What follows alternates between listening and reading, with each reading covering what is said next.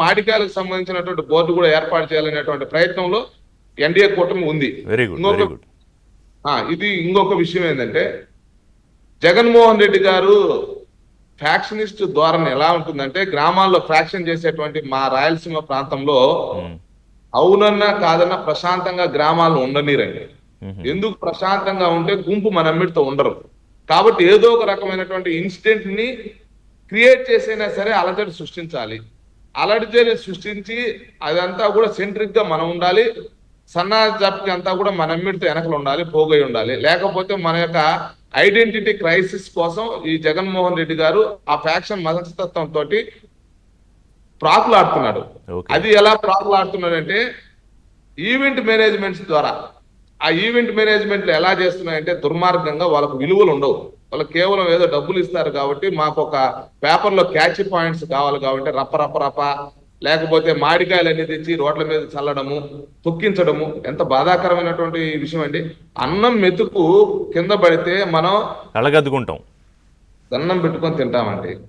అలాంటి రైతు పండించినటువంటి ఒక మాడికాయ చూస్తుంటే బాధ వేస్తుంది. నిరసన వ్యక్తం చేయి, నిర్మాణాత్మకమైనటువంటి చర్చ చేయి, ప్రభుత్వం మీద ఒత్తిడిదా, చైతన్యం తీసుకురా, తప్పులేదు. కానీ తీసుకొచ్చి మాడికాయల్ని ఆ విధంగా రోడ్ల మీద పోసి తొక్కిస్తావా? మాడికాయలు కింద పోసినా పర్లేదు, రోడ్డు మీద మళ్ళా ఎత్తుకోవచ్చు.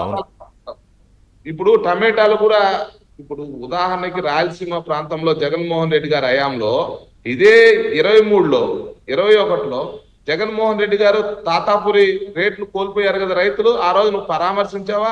మద్దతు ధరించావా? లేకపోతే టమాటాకు సంబంధించి సహకరించావా? హార్టికల్చర్ అప్పు చేస్తాను, ఏమైపోయినావు? రాయలసీమ ప్రాంతంలో నీ యొక్క హయాంలో ట్రిప్పు కారణంగానే రాయలసీమలో పంటలు ఈ స్థాయికి వచ్చాయి.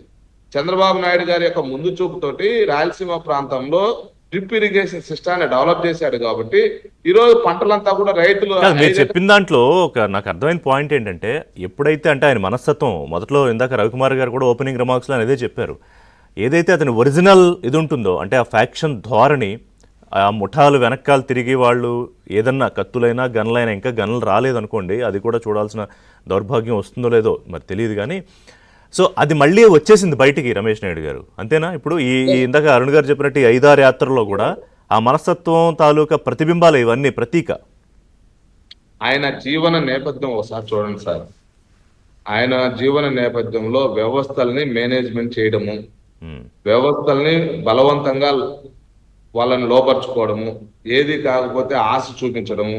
కాబట్టే కదా జగన్మోహన్ రెడ్డి గారి యొక్క రాజకీయ ప్రస్థానం ప్రారంభమైన నుంచి నిన్నటి వరకు, ఆయన ఓడిపోయేంత వరకు చూసినట్లయితే ఎంతమంది బ్యూరోక్రాట్స్ జైలు పాలయ్యారండి, వాళ్ళ కెరీర్ దెబ్బతిందండి. శ్రీలక్ష్మి గారు చాలా ఈ కేంద్రంలో పిఎంఓలో ఉండాల్సినటువంటి స్థాయి ఆఫీసర్ ఆవిడ. మనము అలాంటి క్యాబినెట్ సెక్రటరీ స్థాయికి ఎదగాల్సినటువంటి శ్రీలక్ష్మి గారు అతి చిన్న వయసులో ఒక బలహీన వర్గాల నుంచి ఇవాళ ఇంకో ఆఫీసరు వెళ్ళిపోతున్నాడు ఆ మద్యం కేసులో, వాళ్ళు విచారణకు వెళ్తున్నాడు. తర్వాత రవిత్ భార్గవ్ ఆయన సీనియర్ అయ్యారు. ఆయన నమ్ముకున్న రాజకీయ నాయకులు సైతం ప్రాణాలను పణంగా పెట్టి